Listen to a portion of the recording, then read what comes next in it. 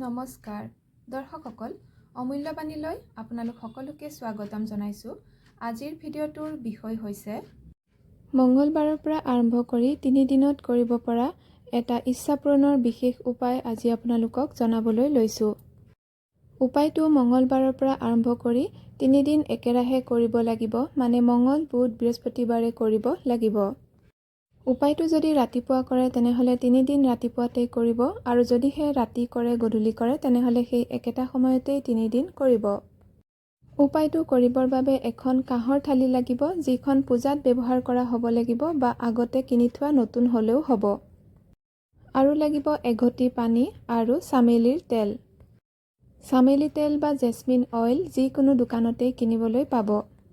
গোটেইখিনি সামগ্ৰী গোটাই লোৱাৰ পিছত আপুনি এই থালিখন পৰিষ্কাৰ কৰি শুকান কৰি মচি ল'ব। তাৰপিছত তাতেই চামেলি তেল লগাই দিব। গোটেই থালখনতেই আপুনি চামেলি তেল সানি দিব। এতিয়া আপুনি আপোনাৰ হাতৰ অনামিকা আঙুলিৰে এই থালিখনত লিখিব ওম অঞ্জনী সুতায় নমঃ। আপোনাৰ হাতৰ আঙুলিৰে এই তেল লগোৱা থালখনত কেৱল চুই লিখিলেই হ'ব। এতিয়া এই থালিখনৰ ওপৰতেই এগছি চাকি দিব আৰু এঘটি পানী থৈ দিব। এতিয়া আপুনি ওম অঞ্জনী সুতায় নমঃ মন্ত্ৰটো 108 বাৰ জপ কৰিব। জপ কৰাৰ আগতে আপোনাৰ যি মনৰ ইচ্ছা আছে সেইটো ক'ব, আৰু আপুনি 3 দিন যে এই মন্ত্ৰ জপ কৰিবলৈ লৈছে সেই কথাও কৈ ল'ব। মানে আপুনি সংকল্প কৰি ল'ব। সংকল্প কেনেকৈ কৰে একেটাই বিধি হয়, আগৰ ভিডিঅ'ত দিয়া আছে, নাজানিলে চাই ল'ব।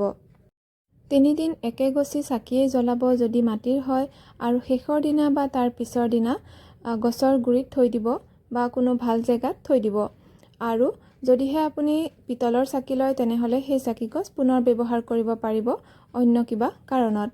এতিয়া এই যি ঘটি আপুনি পানী ৰাখিছে সেই ঘটিৰ পানীখিনি প্ৰতিদিনে আপুনি পূজা কৰাৰ আগতে বা মন্ত্ৰ গোৱাৰ আগতে গছৰ গুৰিত দি দিব। পুনৰ নতুনকৈ ভৰাই আপুনি মন্ত্ৰ জপ কৰিব।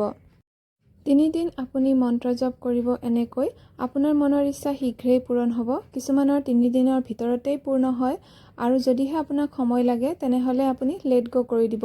লেট গ' মানে আপুনি সমৰ্পণ কৰি দিব আপুনি যি মন্ত্ৰ জপ কৰিছে, যি আপুনি শৰণাগত হৈছে বা যি আপুনি ইচ্ছা ৰাখিছে, ভগৱানৰ চৰণত এৰি দি আপুনি পাহৰি যাব বা পিছদিনাৰ পৰা আৰু মন্ত্ৰ জপ কৰিব নালাগে। আজিৰ ভিডিঅ' ইমানতে সামৰিছোঁ। ধন্যবাদ।